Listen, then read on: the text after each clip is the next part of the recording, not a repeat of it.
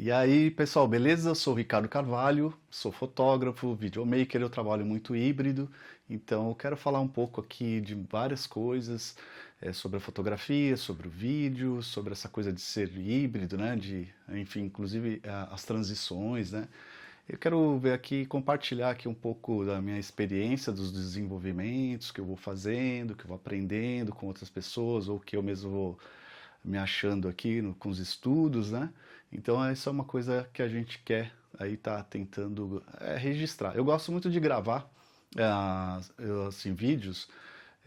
Sempre que eu tenho algum probleminha, alguma coisa que eu estudei, que eu tive que desenvolver para resolver alguma coisa, ou porque eu estou aprendendo essa coisa nova, às vezes eu gosto de gravar, né? Um exemplo, eu já gravei um vídeo, um deles, né? Sobre um transmissor de flash. Então eu tinha um transmissorzinho ali de flash que eu pegava e acabei tendo deu um defeito. Aí eu dei um defeito e aí eu fiquei lá na internet, enfim, no YouTube, pesquisando, tentando descobrir. E aí fui fuçando e acabei achando uma forma de resolver, né? Então tive que baixar firmware, enfim. E aí eu acabei da Yangnu, né? Acho que é o 622C que eu tinha, né? Não tenho mais, não uso mais faz muito tempo. Mas aí eu acabei fazendo lá, consertei, dei um jeito. E aí na época eu falei assim, isso aqui vai acabar acontecendo de novo. Então o que que é? Qual que é a ideia? A ideia é eu gravo às vezes para mim mesmo.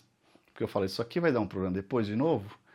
E aí eu vou esquecer tudo isso que eu pesquisei, porque eu não tenho um super HD aqui de memória, né, na minha cabeça. Então eu vou gravar, porque quando eu precisar, eu vou aprender comigo mesmo. Então eu gosto muito de fazer isso aí com um monte de coisas já que eu brinquei assim nos decorrer da minha vida, enfim, das coisas que eu já trabalhei com diferentes funções, né, que não é na área de fotografia que eu já trabalhei, e eu sempre tive essa coisa de às vezes gravar muitas vezes para mim mesmo, para guardar ali como uma aula que eu vou precisar e precisei. Algumas vezes, algumas aulas aí que eu gravei, realmente eu acabei precisando, e aí no fim eu estou ajudando alguém que talvez deu uma olhada lá, precisou resolver algum problema, às vezes só olhou porque não tava fazendo nada, estava só ocioso, e aí assistiu o vídeo para passar o tempo, pelo menos serviu para isso, ok? Então, hoje eu quero falar um pouquinho também das novidades aí, né? Eu comecei com essa introduçãozinha aí meio bagunçada. Eu não, esse canal aqui eu vou começar a fazer alguns vídeos, mas eu não quero ficar assim, ainda não defini assim uma linha. Eu vou falando, eu vou tendo insights aí, vou tentar falar. Quando eu falar besteira, enfim, critiquem à vontade. Não vou pedir para ninguém dar like, curtir, compartilhar, faz o que você achar melhor, ok? Porque, enfim, eu não tenho assim tanto interesse aqui em estar usando isso para ganhar like, etc e tal. Então é para eu ir gravando, vai deixando aí arquivado e quem sabe funciona para alguma coisa, nem que seja para passar tempo. Então, eu tenho acompanhado agora, né? Eu uso Canon, ah, já usei Sony, já usei Fuji, então eu tive alguma experiência por um tempo, na época da X-T2, e aí na época eu tinha 6D, a 6D1, né? E depois eu peguei a XT2, experimentei uns 2 meses e tal, depois eu acabei não gostando, voltei para 6D na época. Então, tinha coisas. Você sempre gosta de alguma coisa na câmera nova, sempre tem alguma coisa que você gosta, vai achar legal, vai achar novidade, vai achar mais bonito. Por exemplo, os designs vintage, essa coisa da Fuji, eu acho bem bacana. Então, eu acho bem apaixonante, assim. Até porque quando eu comecei a fotografar, que era na época do filme, né? Eu tinha uma Canon AE1 que até eu vi um papo aí que talvez eles lancem um modelo aí retrô, né? RE1 talvez, enfim. Eu vi alguns vídeos aí de alguns youtubers e tal falando sobre isso aí. Vamos ver se lança. Acho que vai ser legal. Que a Nikon já faz isso, né? Nikon eu nunca tive o prazer de testar, de ter alguma, né? Não, enfim, você não vai ficar. Eu não sou de ficar assim trocando de marca, apesar de ter já passado por três. Aí eu fiz alguns testes, né? Então usei a XT2 um tempinho, era crop, aí eu não me acostumei com o crop, porque o tipo de fotografia que eu faço mais para casamento, fotografia mais de pessoas e tal, né? Então isso eu senti que ali no crop, pelo menos na época da XT2, não foi a pele, né? Eu me ligo muito na pele e tal. Eu uso muito flash, né? Naquela época lá, raramente eu usava, em alguma situação ou outra eu usava LED. Hoje eu uso já bastante tudo. Flash, continuo usando. LED, enfim, luz ambiente, luz, toda a luz e sombra que tiver, enfim, é bem-vindo, né? Então, depois eu tive uma fase aí que eu peguei a Sony A7 III, achei muito legal, eu tinha a R na época, a R a primeira, né? Aí eu testei também quase uns 3 meses a A7 III, gostei bastante, só que não dava para eu ficar com as duas, e aí eu acabei optando por, cara, é aquele negócio, como você sempre vai gostar de alguma coisa a mais em uma do que na outra, e aí foi um pouquinho difícil eu, na época, decidir. Mas o que eu senti que eu fiquei com dó de desfazer da 7.3 foi o ISO, né, na época com a EOSR, EOSR, né, a primeira, era o ISO. O ISO da Sony era bem legal, era melhor que a R. Ah, mas a R, os testes que eu fiz até várias vezes, porque eu fiquei meio, será que estou fazendo certo, né? E eu vi que nos testes que eu fiz, enfim, práticos, né? Eles, a R, ela sempre ela achava o foco melhor no ambiente mais escuro. Então, tipo balada, essas coisas, ambiente com bem pouca luz, assim, bem fraco mesmo, eu percebi ali que eu conseguia focar mais fácil com o sistema da Canon. E aí a 7.3, enfim, dava uma diferença, mas eu só estava realmente tentando achar um ponto para eu realmente decidir se ficava numa ou na outra. Hoje se passou aí alguns anos e estamos aqui com outras coisas. Então hoje eu estou usando, aqui para gravar inclusive eu estou usando a R8, né? Eu tenho a R8 que eu uso mais para vídeo e uso para foto também às vezes, em algumas situações. E tenho a R6 Mark II, que eu uso muito híbrido, né, com ela. Então eu faço foto bastante, faço vídeos, enfim, eu faço os birôs, né, uns takes e tal.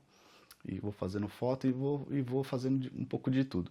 Com a R6 para mim foi bem bacana, porque tanto a R8 como a R6 tem aquela chave para mudar de foto para vídeo, então é bem rápido, né? Então isso ajuda bastante para você usar para híbrido, né? Principalmente no casamento, que é uma coisa muito dinâmica, né? Então eu tinha R6, antes da R6 Mark II eu tinha R6.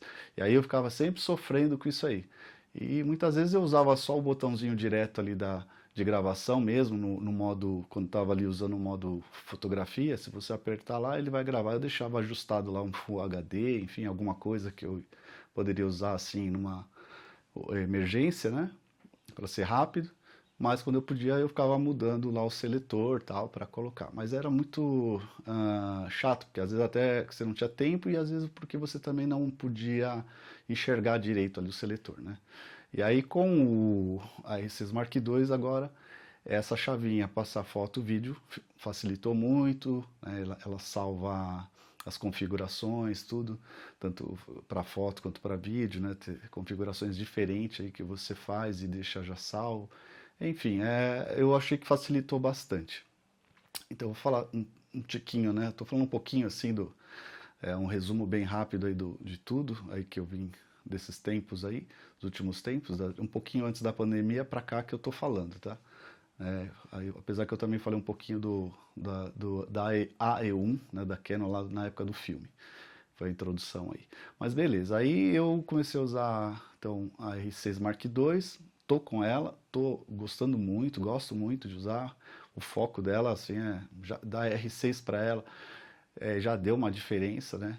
Senti assim, a velocidade, enfim, dá mais segurança, né? A R6 já é excelente, já é uma delícia de trabalhar.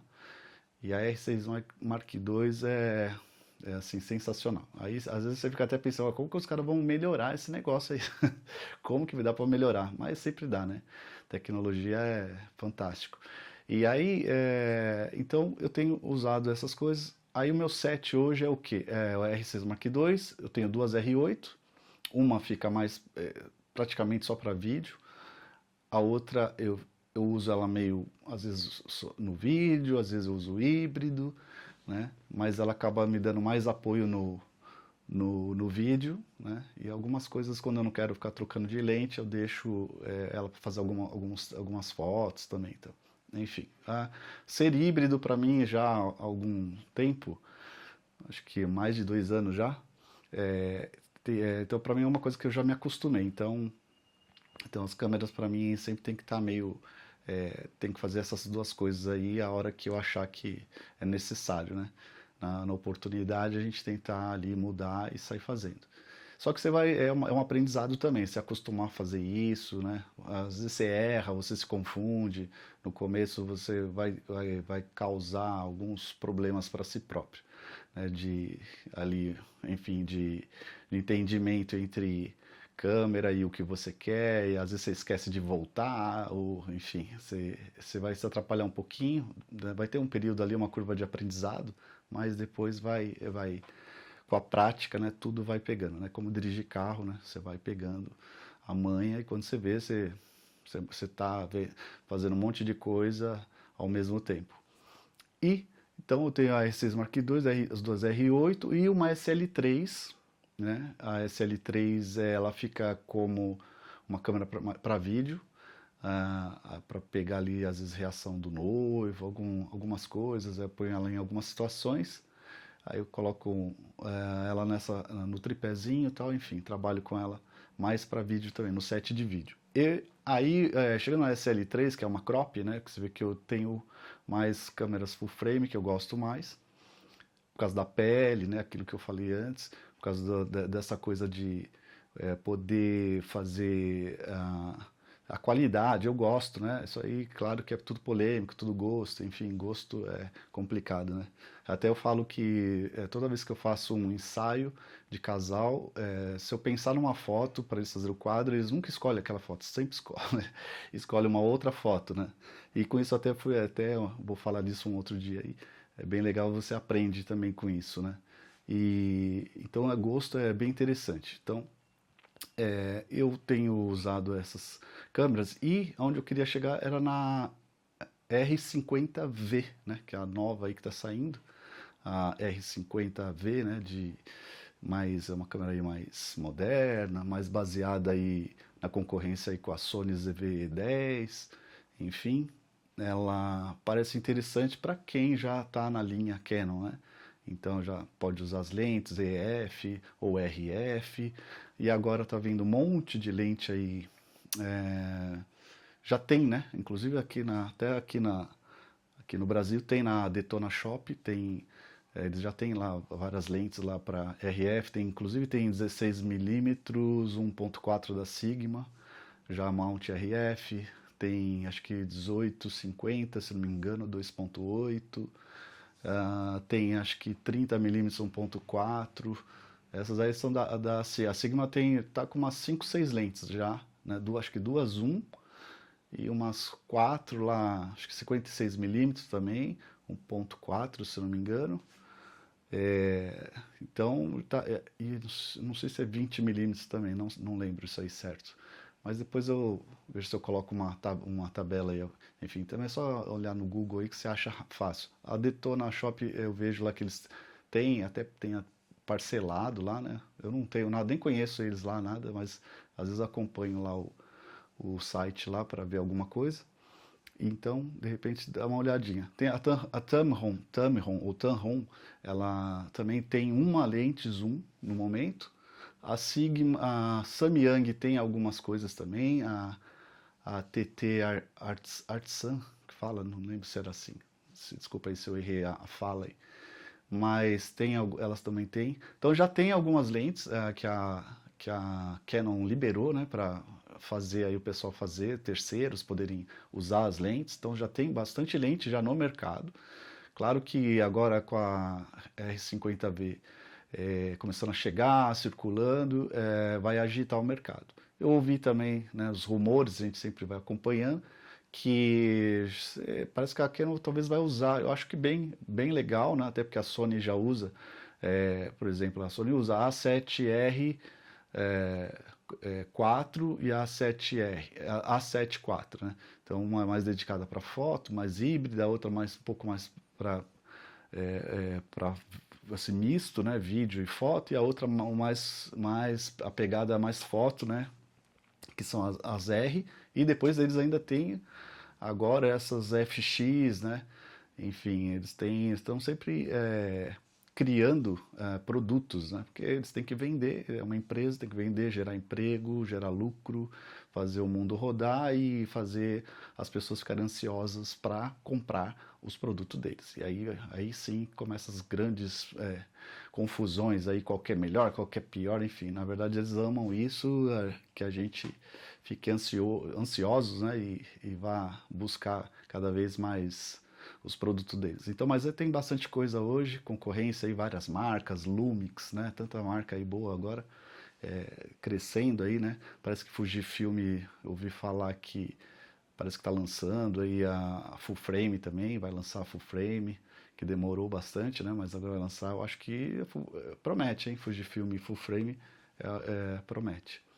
Aí dá para tentar experimentar. Ok? Mas a curva de aprendizado sempre é um probleminha, às vezes, para você ficar pegando toda a manha que você já conhece, às vezes conhece muito tempo uma marca, né? Isso às vezes te facilita. Você só vai descobrir a hora que você troca, que aí você fica assim bananando, se perdendo, fazendo burrada, porque às vezes você não sabe onde que é tal coisa e que você entende o que é bem a curva de aprendizado, enfim.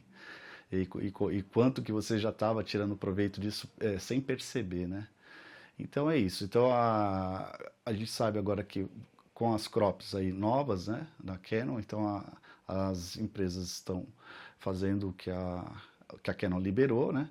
E eu vi também aí que parece que liberou também hoje mesmo eu vi um youtuber gringo aí falando que eles liberaram também pro full frame agora, que o pessoal vai sair lançando aí esse ano e ano que vem. Então acho que logo aí, acho que até o final do ano que vem vai começar a ficar muito igual, né?